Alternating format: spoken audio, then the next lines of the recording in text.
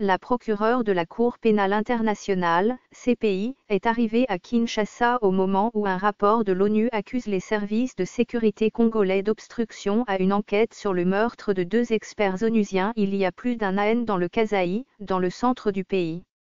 Elle n'a fait aucune déclaration à son arrivée à l'aéroport international de Ndjili où elle a été accueillie à sa descente d'avion par le conseiller spécial du chef de l'État en matière de lutte contre la corruption et blanchiment des capitaux Luzolo Bambi et un parterre des officiels.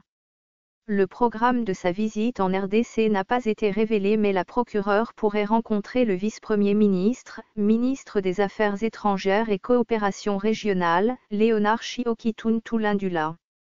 Ces dernières années, la CPI et la RDC coopèrent étroitement dans le domaine de la justice. 2 citoyens congolais, à savoir Jean-Pierre Bamba et Bosco Tanganda, sont actuellement détenus à La Haye, siège de cette cour, aux Pays-Bas. Des sources des droits de l'homme ont confirmé la visite de Madame Fatou Bensouda dans la capitale congolaise. Il y a des problèmes en RDC qui méritent l'attention de la CPI. Il y a des crimes commis dans ce pays qui, pour nous, défenseurs des droits de l'homme, sont des crimes contre l'humanité. Il y a entre autres la tragédie du Kasaï pour laquelle nous avons produit un rapport donnant des preuves des crimes contre l'humanité, a indiqué à VOA Afrique Paul Sapu, secrétaire général de la Fédération internationale des droits de l'homme, FID, chargé de l'Afrique. VOA Afrique n'a pas pu obtenir un commentaire des membres du gouvernement sur cette visite de la procureure de la CPI dans la capitale congolaise. Madame Bensouda avait annoncé en mars 2017 que la CPI était très préoccupée par les violences qui sévissaient dans les 5 provinces qui constituent la région du Kasaï, au centre de la RDC. Je n'hésiterai pas à agir si des actes constitutifs de crimes relevant de la compétence de la Cour sont commis et à prendre toutes les mesures qui s'imposent pour poursuivre en justice les personnes responsables, avait averti Madame Bensouda. 2 experts onusiens, l'américain Michael Sharp et la suédoise Zaide Catalan avaient été tués dans la zone où, selon l'Église, 3000 personnes ont trouvé la mort dans des violences déclenchées en août 2016 entre les forces de l'ordre et des membres d'une milice ethnique, Kamwina Sapu. 1,4 million de personnes ont été déplacées, selon les Nations Unies. Une accalmie précaire s'est installée dans la zone depuis la tenue, fin septembre 2017, d'une conférence de paix. Le gouvernement a ouvert des procès et condamné des membres de la milice accusés pour des crimes. L'ONU a envoyé des investigateurs pour enquêter sur le meurtre de ces 2 experts. Mais elle s'est butée au gouvernement qui lui a imposé de plutôt participer à l'enquête déjà démarrée par des magistrats congolais. La commission de l'ONU qui opère sur place doit rendre compte de ces investigations au plus tard en juin à Genève.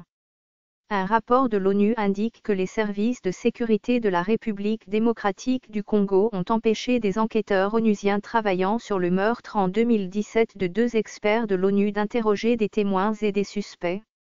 Le secrétaire général de l'ONU Antonio Guterres avait envoyé dans ce pays des enquêteurs pour aider les autorités à faire la lumière sur le meurtre le 12 mars 2017 de la suédo-chilienne Zaide Catalan et de l'américain Michael Sharp. Ces 2 experts ont été tués au Kasaï, centre, alors qu'ils enquêtaient sur des fosses communes. Plusieurs arrestations importantes ont eu lieu mais les progrès de l'enquête continuent d'être entravés par l'ingérence continue de l'appareil de sécurité congolais, note le rapport remis il y a 2 semaines aux membres du Conseil de sécurité. Il y a aussi d'autres problèmes que la procureure de la CPI pourra voir, comme la situation de l'Est de la RDC avec les massacres de civils en Ituri et à Beni entre autres. Mais la situation à Kinshasa pourra aussi l'intéresser avec des arrestations arbitraires, des détentions prolongées et des tueries qui s'y poursuivent, explique Sapu. L'opposition a pu se rassembler lors d'un meeting il y a une semaine pour la première fois depuis septembre 2016. Mardi, plusieurs militants du mouvement pro-démocratie Lutte pour le changement, LUCHA, ont été arrêtés alors qu'ils voulaient manifester à Goma, dont 2 leaders, Fred Boma et Rebecca Kavugo, avant d'être libérés en soirée. Le collectif catholique à l'origine des marches a récemment demandé au président Kabila la libération de 5 jeunes militants pro-démocratie du mouvement Filimbi détenus depuis fin 2017. Ce fichier audio a été créé par Panoprete Basic. Vous pouvez le télécharger sur www.panopreter.com.